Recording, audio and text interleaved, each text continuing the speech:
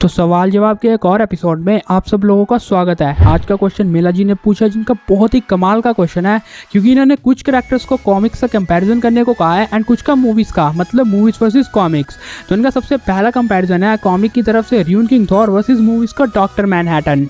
तो हमने Thor versus doctor Manhattan पे एक वीडियो बनाया था जिसमें मैंने बताया था कि डॉक्टर मैनहट्टन बहुत ही बुरा हाल करते था थॉर का, बट अब सिनेरियो से एकदम डिफरेंट हो जाएंगे क्योंकि अब हम र्यून किंग थॉर की बात कर रहे हैं। अब क्या ruin king Thor doctor Manhattan को बीट कर सकता है? Definitely yes, in my personal opinion. क्योंकि पहली बात तो कि डॉक्टर मैनहट्टन को मूवी से उठा रहे हैं जहाँ पे उसके उस लेवल के फीट शो नहीं हुए हैं, बट उसका ओरिजिन तो सेम ही रहेगा, इसीलिए डॉक्टर मैनहट्टन का कैरेक्टर लेवल डिफरेंट तो रहेगा ही रहेगा। मतलब वैसे भी डीसी कॉमिक्स में डॉक्टर मैनहट्टन को एक मल्टीवर्सल लेवल कैरेक्टर तो माना ही जाता है क्योंकि वो टाइम को कंट्रोल कर सकता है एंड इंटरडायमेंशनल ट्रैवल कर सकता है। अब इंटरडायमेंशन का मतलब ये हुआ कि आप एक मल्टीवर्स के थ्रू ट्रैवल कर रहे हो, इसीलिए उसे एक मल्टीवर्सल लेवल कंसीडर किया जाता है। बट र्यून किंग थॉर का कैरेक्टर लेवल क्या है? अब र्यून किंग थॉर को कोई यूनिवर्सल मानता है, कोई मल्टीवर्सल तो कोई ओमनीवर्सल, क्योंकि र्यून किंग थॉर ने एक बार 5 शैडो गॉड्स को मार दिया था जो कि एक अल्टरनेट कॉमिक में एक आउटवर्सल लेवल बीइंग थे। आउटसाइड एक ऐसी जगह है जहाँ पे लिविंग ट्रिब्यूनल एंड एटर्निटी जैसे बीइंग ही नहीं जा सकते, जो कि इसे मल्टीवर्स से भी 10 गुना ज्यादा पावरफुल बनाता है। लेकिन इसके पीछे कोई ऑफिशियल कंफर्मेशन नहीं है, इसलिए लोग यही बोलते हैं कि र्यून किंग थॉर यूनिवर्सल या ज्यादा से ज्यादा मल्टीवर्सल है, क्योंकि इसने वन ओवर पोल की शैडो को भी ब्रेक किया है जिसमें खुद 9 रेलम्स थे। तो हाँ, अगर आपको ऐसा लगता है कि र्यून किंग थॉर एक मल्टीवर्सल या ओमनीवर्सल लेवल कैरेक्टर है तो डेफिनेटली डॉक्टर मैनहट्टन को वो बीट करने वाला है अपनी वास्ट रेंज ऑफ एबिलिटीज से, क्योंकि वो लिटरली नाइ ऑमनीपोटेंट है, इमॉर्टेलिटी है उसके पास, डिजीज इम्यूनिटी है, God tyre strength, God tyre stamina, नाइ ऑमनीप्रेजेंस एंड नाइ ऑमनीसियंस है, कॉस्मिक अवेयरेंस जैसी सुपर एबिलिटीज भी र्यून किंग थॉर के पास है। र्यून मैजिक है, टेलीपैथिक टेलीकिनेसिस एबिलिटीज है एंड इन सब एबिलिटीज के बाद वो डॉक्टर मैनहट्टन की सब एबिलिटीज को काउंटर कर सकता है। लेकिन अगर आप ये मानते हो कि र्यून किंग थॉर एक यूनिवर्सल लेवल बीइंग है, तब भी वो डॉक्टर मैनहट्टन को बीट कर देगा इन दिस सिचुएशन। क्यों? क्योंकि यहाँ पे हम डॉक्टर मैनहट्टन को मूवीज से उठा रहे हैं एंड मूवीज में उसका उतना बड़ा फीट नहीं दिखा है जो कि उसके लेवल का हो। But in my personal opinion ruin king Thor एक मल्टीवर्सल लेवल कैरेक्टर तो डेफिनेटली हो गया ही, एंड अगर वो है तो वो डेफिनेटली बीट कर देगा डॉक्टर मैनहट्टन को with his vast range of abilities. खैर, इनका नेक्स्ट क्वेश्चन है कॉमिक से one over wall and movie से एटर्निटी। तो देखो भाई, इसका कंपैरिजन ही नहीं बनता है, क्योंकि वन ओवर वॉल लिटरली वो है जिसने पूरा मार्वल यूनिवर्स बनाया है, लेकिन इटर्निटी उसके आसपास भी नहीं है। इटर्निटी बेसिकली ऐसे बीइंग्स होते हैं जो हर यूनिवर्स में एक है, मतलब एक यूनिवर्स का सिर्फ एक इटर्निटी होगा एंड उसके अंडर सिर्फ एक यूनिवर्स का टाइम होगा। सब यूनिवर्स के लिए अलग अलग टाइम वाले इटर्निटी होंगे। इसका मतलब साफ हुआ कि वन ओवर वॉल तो इतना पावरफुल है जिसने लिविंग ट्रिब्यूनल तक को बनाया है, वो लिविंग ट्रिब्यूनल जो कि इन सबको कंट्रोल करता है। तो आप समझ सकते हो कि one over wall is clearly the winner. इसके बाद इनका नेक्स्ट क्वेश्चन है कॉमिक से सुपरमैन बट मूवी से लूसीफर मॉर्निंग स्टार।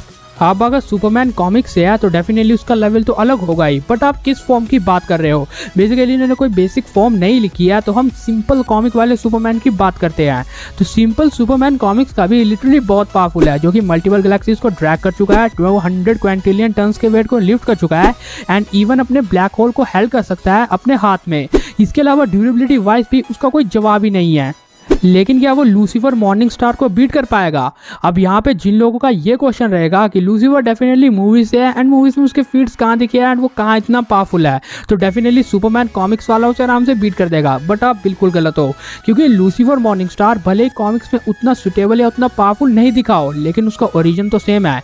जैसा मैंने doctor Manhattan and ruin king Thor के कंपैरिजन में बोला था कि इन कैरेक्टर्स का ओरिजिन तो वही रहेगा। अब ऐसा थोड़ी ना है कि अगर इनको मूवीज में उस लेवल का पोटेंशियल नहीं मिला है तो उनका ओरिजिन ही चेंज हो जाए, क्योंकि ये ओवरपावर्ड लेवल बीइंग्स है एंड लूसीफर भी उनमें से एक है। लूसीफर का ओरिजिन ही कहता है कि उसकी एबिलिटीज क्या हो सकती है। ब्रैजर्स ने दो पावरफुल आइडेंटिटीज को जन्म दिया था, माइकल एंड लूसीफर, जिनमें से माइकल यूनिवर्स के एनर्जी को फॉर्म करता है एंड फिर लूसीफर उसी एनर्जी का यूज करके इस पूरे यूनिवर्स या इस पूरे मल्टीवर्स को शेप देता है। तो आप खुद समझो कि लूसीफर का ओरिजिन तो वही रहेगा ना, मतलब लूसीफर की वास्ट पावर्स एंड उसका ओरिजिन ही ये बताता है कि उसका लेवल क्या है। अब वो मल्टीवर्सल यानी ये ओमनीवर्सल लेवल बीइंग है। एंड अगर कॉमिक के सुपरमैन की अपन लोग बात भी कर लेते हैं तो सुपरमैन 1 मिलियन प्राइम, जो कि इसकी बहुत पावरफुल फॉर्म है, वो भी इस लेवल की बिल्कुल नहीं है। तो सिंपल सुपरमैन तो दूर दूर तक नहीं होने वाला, इसीलिए Lucifer morning star is clear winner. इनका नेक्स्ट क्वेश्चन है mister fantastic from comics and movie से द फ्लैश। अब फ्लैश लिटरली काफी ओवर पावर्ड बीइंग है क्योंकि उसके पास स्पीड फोर्स का एक्सेस है एंड इवन जस्टिस लीग में वो स्पीड ऑफ लाइट से ज्यादा तेज ट्रेवल कर चुका है। स्पीड ऑफ लाइट को क्रॉस करने का मतलब ये हुआ कि कोई भी अपोनेंट अब फ्लैश को देख ही नहीं पाएगा। यानी अगर हम उसकी इस फॉर्म को ऐड करते हैं तो मिस्टर फैंटास्टिक उसे देख ही नहीं सकता एंड फ्लैश अपना काम कर जाएगा। उसकी इलास्टिक पावर तो है बट उसकी ड्यूरेबिलिटी कब उसे यूज करनी है ये बात उसे सेकंड्स में कभी भी रियलाइज नहीं होगी। तो बैटल होगा कैसे? इस बैटल की दो पॉसिबिलिटी डिस्कस होंगी। देखो मिस्टर फैंटास्टिक एक जीनियस है बिल्कुल आयरन मैन की तरह, इसीलिए जब भी वो कुछ इन्वेंट करेगा तो डेफिनेटली फ्लैश के स्पीड ऑफ लाइट के फोर्स के आगे वो इन्वेंशन कर ही देगा। वो एक इतना कमाल का इन्वेंटर है कि स्पीड ऑफ लाइट को ब्रेक कैसे करना है उसे ये ऑलरेडी पता होगा अगर उसने एक्सपेरिमेंट परफॉर्म किया तो। लेकिन अगर हम बात करते हैं इनके नॉन प्रिपरेशन टाइम की, जहाँ पे ये एक दूसरे से पहली बार मिल रहा है तो वो उसे देख भी नहीं सकता। यहाँ पे रीड बिना अपने वेपन एंड मशीनरी के आएगा एंड फ्लैश इतना तेज होगा कि रीड को 1-2 पंचेस में टिका देगा वो। लेकिन अगर हम रीड के प्रिपरेशन टाइम के बाद बात करते हैं तो डेफिनेटली उसके पास कुछ ना कुछ तो होगा जिससे वो फ्लैश को बीट कर जाए। रीड ने इतने अनरियलिस्टिक एक्सपेरिमेंट किया इवन कॉमिक्स में भी, तो ये कहना बिल्कुल गलत नहीं होगा कि फ्लैश के लिए ये स्पीड फोर्स को टक्कर लेने के लिए वो कुछ ना कुछ इन्वेंट कर ही देगा। या ऐसा आर्मर ही बना देगा या कुछ ग्लासेस बना देगा जिससे वो फ्लैश को बहुत स्लो देख पाएगा, या अपने रिफ्लेक्सेस को ही तेज कर देगा किसी आर्मर से। डेफिनेटली रीड ऐसा कांड कर ही सकता है। तो मेरा लास्ट ओपिनियन यही बोलता है कि अगर नॉन प्रिपरेशन टाइम बैटल हुआ तो फ्लैश जीतने के ज्यादा चांसेस है।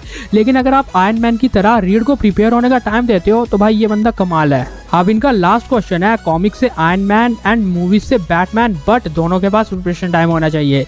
देखो भाई इस क्वेश्चन का आंसर आपको कोई नहीं दे सकता क्योंकि आयरन मैन एंड बैटमैन दोनों ही जीनियस है एंड प्रिपेयर टाइम के बाद कुछ भी कर सकते हैं। यहाँ पे हम मूवीज या कॉमिक्स को तो डिस्कस कर ही नहीं सकते क्योंकि दोनों जगह ही ये दोनों बहुत ज्यादा जीनियस है। हाँ कुछ लोग ये बोलते हैं कि बैटमैन एक कमाल का डिटेक्टिव है, इसीलिए वो जब भी कुछ नया इन्वेंट करता है या प्रिपेयर होके आता है तो वो बीट करता है अपने अपोनेंट को, जो बात सही भी है। कॉमिक्स एंड मूवीज में बैटमैन के ज्यादा परसेंटेज रही है आयरन मैन के मुकाबले में अपने अपोनेंट को बीट करने में आफ्टर प्रिपरेशन टाइम। बट लोग ये बोलते हैं कि आयरन मैन ने जब गॉड किलर मार्क 2 बनाया था तो एक सेलेस्टियल के आगे तो वो टिक गया बट मल्टीपल ने उसे तोड़ दिया एंड आयरन मैन कई बार फेल हो चुका है after preparation time in comics. तो क्या इसका मतलब ये हुआ कि बैटमैन के ज्यादा फेलियर चांसेस ना होने की वजह से वो आयरन मैन को बीट कर देगा आफ्टर प्रिपरेशन टाइम?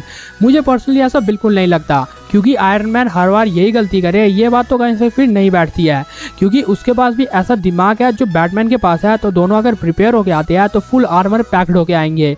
मतलब ये एक चेस की तरह हो जाएगा कि आप अपने अपोनेंट के कितने मूव्स को प्रिडिक्ट कर पाओगे। अगर आयरन मैन ज्यादा मूव्स प्रिडिक्ट कर पाया तो डेफिनेटली वो जीतेगा, लेकिन अगर बैटमैन कर पाया तो वो जीतेगा। बट विनिंग परसेंटेज के मामले में बैटमैन का पलड़ा थोड़ा सा भारी है क्योंकि प्रिपरेशन टाइम के बाद उसे हराना लिटरली इम्पॉसिबल है। खैर मुझे तो 50-50 लगता है, लेकिन आपका क्या पर्सनल ओपिनियन है आयरन मैन वर्सेस बैटमैन की फाइट के ऊपर? कमेंट में जरूर शेयर करके जाना। हालांकि मैंने बहुत पहले आयरन मैन वर्सेस बैटमैन का एक फुल डेडिकेटेड वीडियो बनाया है, हो सकता हूँ कि मैं लिंक आई बटन में दे पाऊँ, तो देखना चाहते हो तो देख लो यहाँ से। और लास्ट में इतना ही कहूंगा कि इन दोनों कैरेक्टर्स के बैटल में कई पॉसिबिलिटीज वैसे भी जन्म लेती है, जैसे इनका बैटल हो का आ रहा है एंड किस अपोनेंट के पास कितना पावरफुल आर्मर है। सेकंड बात तो ये आएगी कि इनके आर्मर में कितनी टेक्नोलॉजी फिट है एंड इनकी टेक्नोलॉजी की लिमिट क्या है। ये सब पॉइंट्स हमेशा कंफ्यूजन क्रिएट करते हैं कि इन दोनों में आखिर फाइनल विनर निकल के कौन आएगा। खैर मेरा पर्सनल ओपिनियन तो 50-50 है। आपका क्या है इस पूरे वीडियो से रिलेटेड? आप हमें कमेंट में जरूर शेयर करके जाना। अगर मुझसे कोई भी डिटेल मिस हो गया तो माफ कर देना, लेकिन अगर आपको ये वाला वीडियो पसंद आया तो लाइक कर देना, शेयर कर देना, हमारे चैनल को सब्सक्राइब मार के बगल वाले बेल आइकन को जल्दी ऑन कर देना। अगर आपको भी अपना क्वेश्चन पूछना है तो #AskAssistant करके अपना क्वेश्चन कमेंट कर दीजिए, हो सकता है नेक्स्ट क्वेश्चन आपका ही हो। Thanks for watching this video, bye.